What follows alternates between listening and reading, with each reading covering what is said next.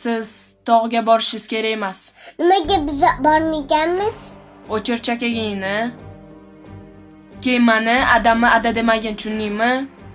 O'zlar mayli dedilar-ku. Qizingizga ham ayting. Adamni ada demasin. Bitta bahona qiling-da, o'zingiz qoling. Sizni deb uyimizda janjal bo'lyapti. Menga sen dading kerak emas, xavotir olma. Adam kerak bo'lsa ham men sizga berib qo'ymayman. Niyatingiz nima o'zi?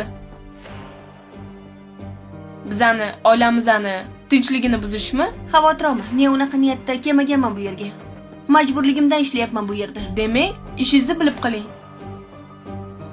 Siz uy xizmatchisimisiz?